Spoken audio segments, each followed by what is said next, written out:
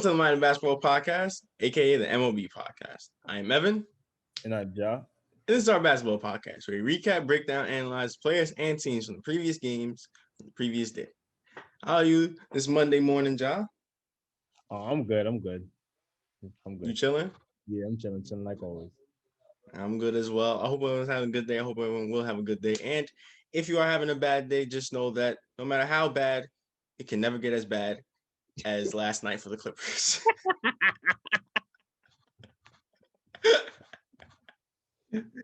Look. If you look ugly already, I don't know how you could get more ugly. If you're the ugly sister or the ugly brother, I don't know how worse you could get. With that being said, let's jump right into the content. First off, the Mavericks and the Clippers game that took place yesterday. With the Mavericks just wiping the floor with the Clippers easily, with no sweat.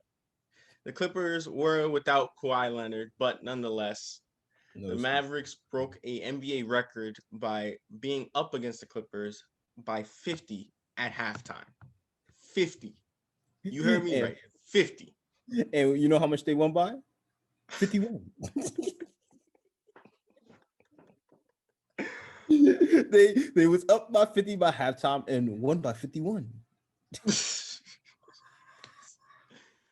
This was just an embarrassing performance by the Clippers.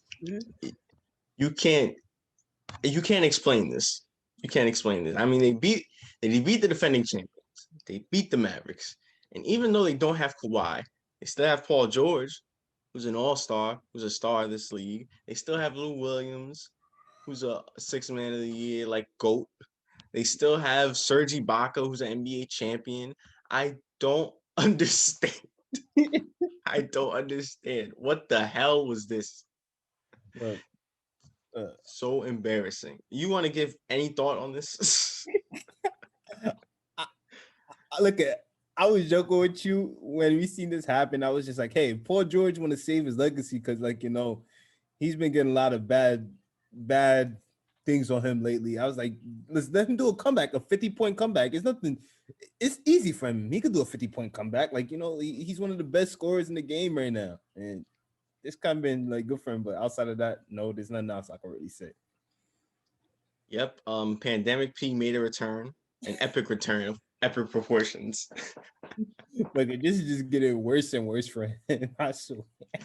He didn't ask to be in this situation. It just happened. They don't like PG right now. Oh my God. They in turn the Mavericks into the 96 Bulls. They made Luka feel like MJ. Well, they feel like he's flying in the air, bro. But 2020 can't get more worse than this. I don't know what else to say because this is crazy. Yeah, Josh Richardson looking like Scotty.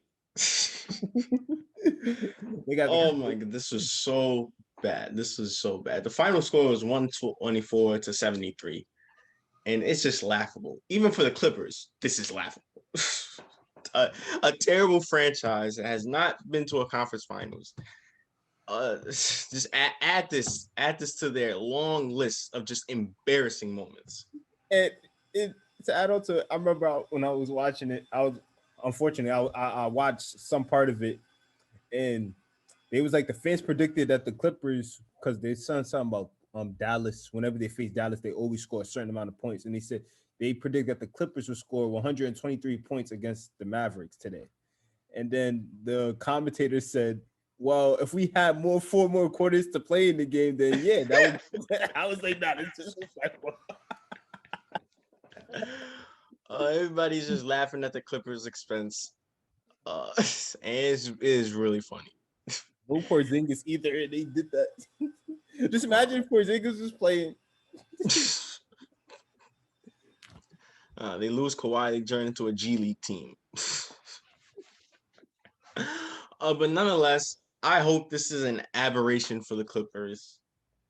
They still have a great pieces and great players on their team. They still are, playoff contenders and favorites. Yeah. So, we could laugh and joke about it, but let's not, get too crazy like they suck and all that. Look, if the Mavericks are saying, "I wish this would have happened in the playoffs." I wish this would have happened in the playoffs. They would have been more funny as this would have been way more funny if it happened in the playoffs. Or like An embarrassing performance by the Clippers, and props to the Mavericks for showing up to play. I think the Clippers might want to watch football Sunday, so I guess they chose to just not play. Maybe they won't strike.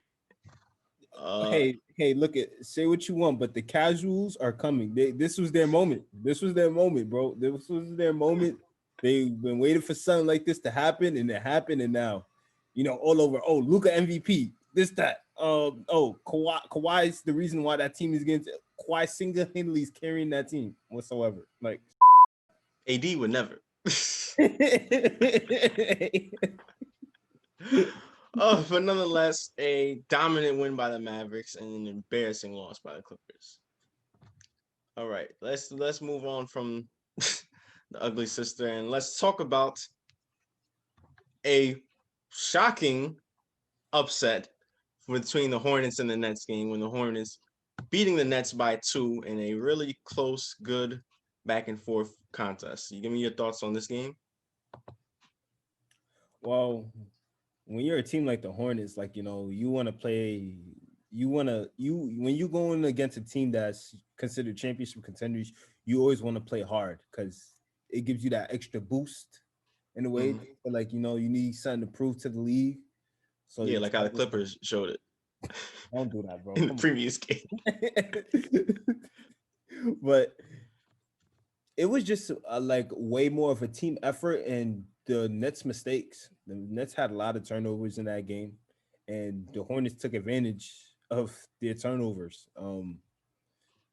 I know probably for you still feel like Gordon Hayward doesn't deserve that contract, but as of right now, so far throughout these games he's playing, he's been living up to that contract right now, to be honest. I don't care what he does. That's not worth his contract. In no respect to Gordon Hayward, because I do like him, and I think he would have had a even better career if he didn't get hurt, that catastrophic injury. But he didn't deserve that money. But it's not the time to down talk Gordon Hayward because he had a great game last night. So let's talk about that. He was balling. He was like trying to prove to Kyrie that, hey, remember that Celtics team he was on? Yeah, I'm not the reason. Bad guy. But he was showing off. He was showing that Gordon Hayward that we saw. Hold on, roll the footage. KD got bodied. I like KD got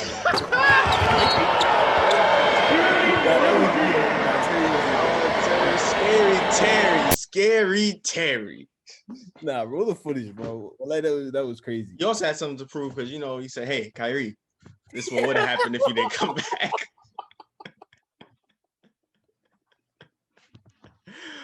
Oh man, but that he caught a body. I might make that my wallpaper. It was so good. Now somebody on Instagram said, "Damn, KD."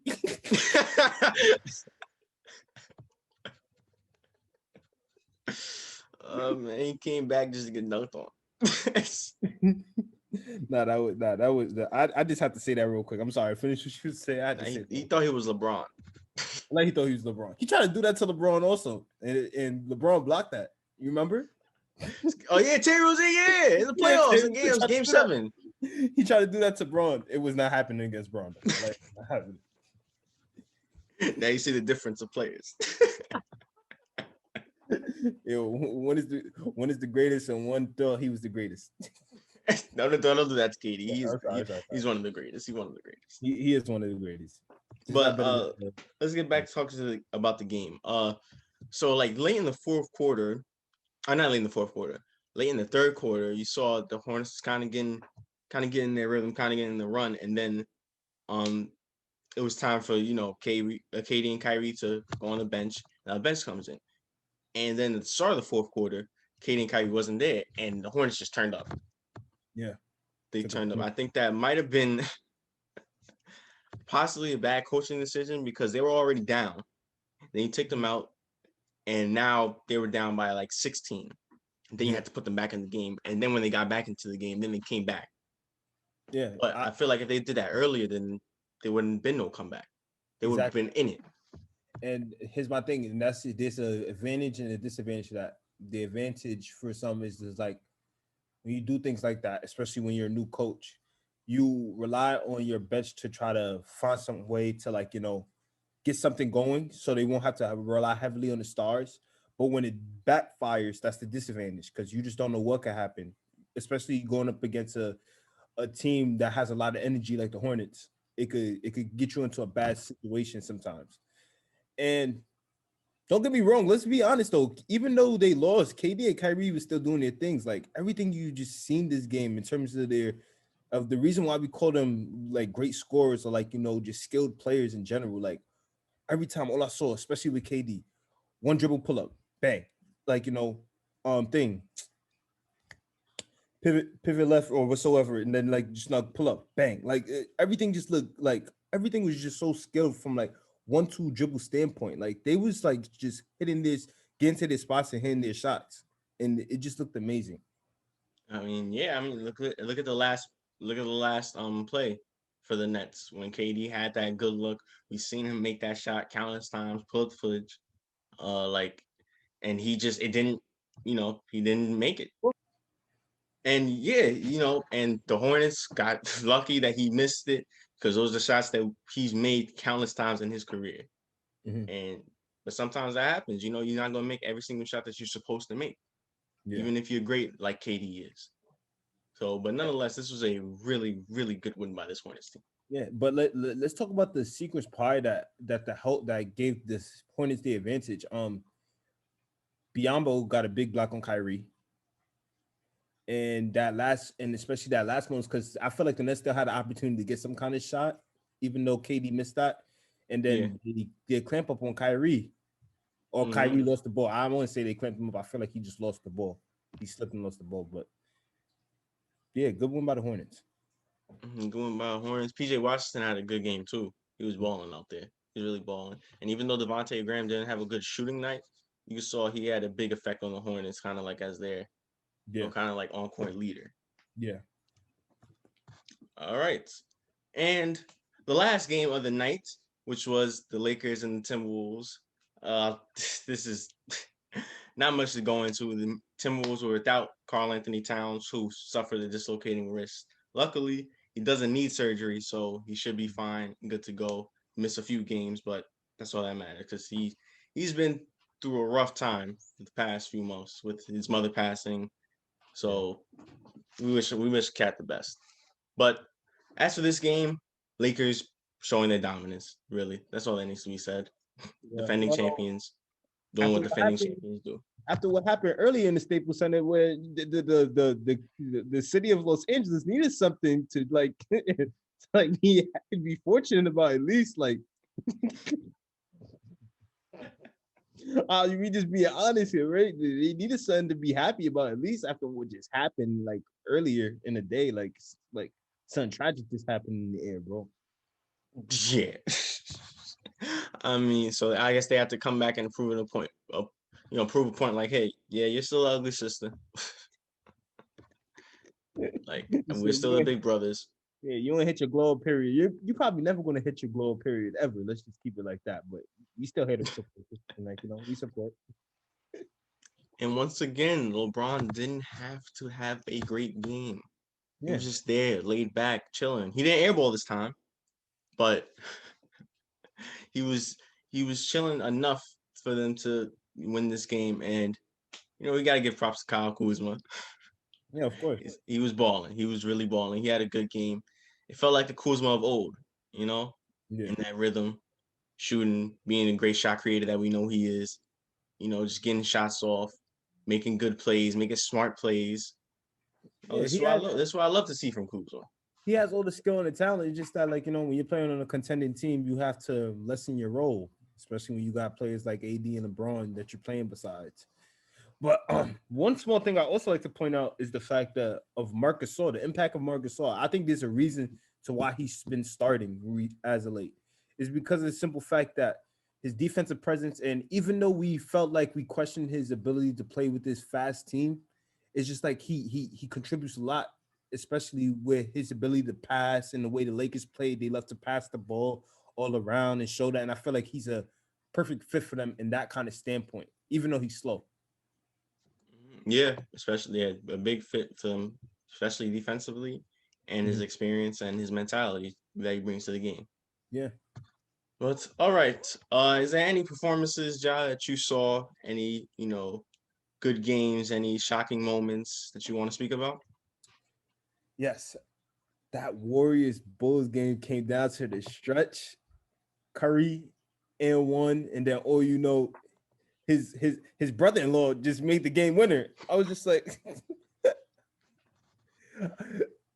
that was a crazy game, but I had Golden State when I changed after you made me change my mind. I had Golden State winning, and then they won by one. So good game. Finally So, get a win. Damian Lee, that's his brother-in-law. Yeah. I did not even know that. That was a big shot. Yeah, that was a big shot. I was like, yo, he made that. And your man stepped up. Well, both of your mans, Laurie Markkinen and Zach LaVine, they had really good games. Zach LaVine was really hooping. Yeah, because that's what Zach LaVine does. I'm not surprised that he balled out. It's just that he could have had the opportunity to be the closer of this game, because he did come up big until again that game winning shot happened, because he did come up big. Yeah. What I want to speak about is just that there was a lot of upsets yesterday. I use upsets in quotations because it's the start of the season and we need to know who's real and who's fake. Based off of last year, these are upsets. Yeah. Like big win, like the Cavs beat the Sixers 118-94. And the Cavs been playing good. Yeah. They were looking good. And Colin Sexton, you see the potential. You really do see the potential. Each game, he's progressing. Speaking of the Cavs, you also got Andre Drummond, who I feel like is still, even though he's probably not on the level of what a modern big man is, he's still a great, valuable big man that could be a valuable asset to any team, especially. Yeah. Also, my Knicks beat the back-to-back MVP. I gotta talk about that. I'm not supporting Giannis, not right now. It's the Knicks win. This is a big win. Probably should put up a banner in New York City. Look. They could do all of that. Just know they never touching the playoffs. While Giannis might win a championship, it might be slight chance, but he could win the championship. Well, all I know is the best man on the court last night was Julius Randle. Anyway, the Magic won again. That's why. Nah, let's be honest. Westbrook didn't play this time. Westbrook didn't play this game. He played last game. He played last game, and I know they lost, but I felt like if Westbrook wanted to play, they want to win this time. And the Wizards were up. I don't know how they. Listen, I'm putting my faith in the Orlando Magic. You see, the bubble gave them blessings, bro. The bubble gave them blessings. That's it. In all seriousness, they've been playing good basketball, smart, good basketball. Yeah, I like to see that from Orlando. We haven't seen that in Orlando for quite a while. Yeah, consistently on a consistent basis. Yeah. I think that. Oh, did you see the Pacers and the Celtics game? No, I did not. I did not get to see that one. Well, let's just say Sabonis. They were down. They were down by one, and Sabonis had an and one with 8 seconds left to take the lead, and that was. Oh, and Tatum missed the 3, and that was game. Wow. So he get. Oh, well, yeah. Of course, when you go against Giannis, you're gonna make any kind of game winner. But. All right, calm down. I said I'm not supporting him, but don't hate. Calm down now. Sorry.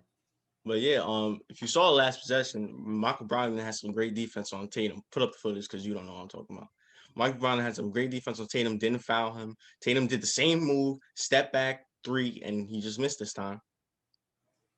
But this was a good one by the Pacers. The Pacers are a team that, they're just going to compete every season. Yeah, they are going to compete. They're always going to be in a playoff hunt, but since they're Indiana and there's a whole bunch of teams that are more viewable in terms of looks and market, it's just like, of course, they're never going to be shown, but they're an underrated team. They're a talented team, but they're an underrated team. Yep, and they beat the Celtics without Victor Oladipo. Mm-hmm. But all right, now it's time for our predictions for tonight's games, or tonight's set of games. So let's just go rapid fire, Giles. All right, let's get right into it. Mm-hmm. All right, Pistons or the Hawks? Shoot, you call me with that one, Hawks. I got the Hawks too. NBA TV, Nets or the Grizzlies? Nets. I got the Grizzlies. Jazz or the Thunder?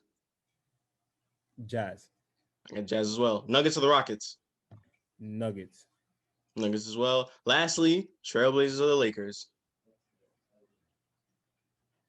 Lakers. I got the Trailblazers. Listen, the Trailblazers do really good against the Lakers. Dame performs every time he's against the Lakers, no matter who's there, Kobe or Braun. He just plays really well. Yeah. Here's the thing. The reason why I picked the Nuggets, because I don't know if when talking about the Nuggets versus Rockets, because I don't know if DeMarcus Cousins and John Wall are back. Mm-hmm. Yeah. If I did know that status, then I would say the Rockets. But since I don't know, I'm going to say the Nuggets. But hey, James Harden's still there, so yeah, James Harden could be there. He could put up 50 a night. You think still going to lose without that 50, or with that 50? Well, yeah. I don't think he's losing if he drops 50. Okay. Well, against the Nuggets, yeah, he probably is not going to lose. Yeah. Well, all right. I think it's time to wrap things up now. Any final thoughts? The Clippers really lost. Mind you, yo, let me wait, hold on. Just think about it. Yo, bro. They lost by the same age that my mom is. That's all I gotta say. That's it. Man, at halftime, the score is really 77-27. I thought I was playing 2K. I couldn't believe it. Wait, what you told me yesterday? You told me how you thought that the Clippers was doing. Yeah, I'm thinking so. The way that people are talking at halftime, I'm like, damn, the Clippers doing it like that to the Mavericks. Mavericks really missed Porzingis. Then they showed the score, and I was like, what? It got so bad, I had to put on Saints for one. Oh man, but yeah, enough crying on the Clippers. I mean, they gotta get a lot of jokes on them for the rest of today. So we already said our portion. Let's just leave it at that. Yeah. All right. But for now, thank you guys for watching today's pod. Make sure you tune into tomorrow's podcast. Make sure you like, share, and subscribe. And once again, I am Evan. And I'm Ja. And this was the Mind of Basketball podcast.